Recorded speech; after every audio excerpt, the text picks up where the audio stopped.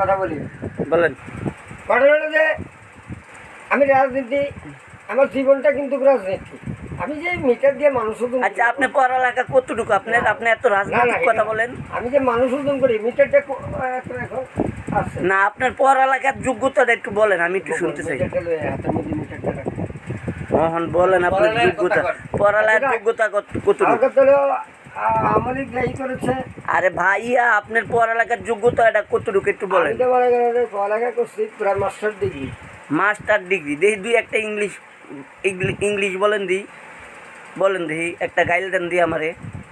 না, গাড়ি আচ্ছা, গাইল না দেন, একটা ভালোবাসার একটা ই বলেন, ইংলিশে বলবেন, বাংলাতে বলতে পারবেন না। একটা সেন্টেন্স ব্যবহার করে যেটা assertive sentence, I love you, এটা নেগেটিভে আসে যে ডু ইউ লাভ মি, মানে তুমি কি আমাকে ভালোবাসো। আমি একটা লোককে বললাম যে আই লাভ ইউ, আজীবন বললাম, কাজ হবে না। সে যদি আমাকে যদি ভালোবাসা না দেয়, সেটা আপনি ভালোবাসা ইংলিশে বলেন তারে। ইংলিশ হলো ডু ইউ লাভ মি, তুমি কি আমাকে ভালোবাসো।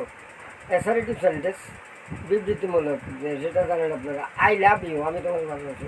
অথবা যে কোনো লোক পড়ালেখা জানে না এই শব্দটা ব্যবহার করে। এটার নেগেটিভ হইলো ডু ইউ লাভ মি, তুমি কি আমাকে ভালোবাসো। যেমন শেখ হাসিনা চিরদিনের জন্য চলে গেল, শেখ হাসিনা লিফটে পরে বা পরপর চিরদিনের জন্য চলে গেল।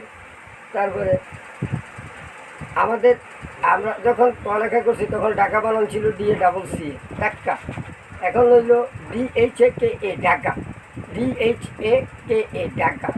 এটা এরশাদের আমলে এইসব পরিবর্তন হয়েছে। লেটার কিন্তু পাঁচটাই, তবে DACA Dhaka is the capital of Bangladesh, Dhaka বাংলাদেশের রাজধানী। কিন্তু পরে এটা পরিবর্তন হয়েছে, কারণ এই দেশের অথচ ঢাকাটা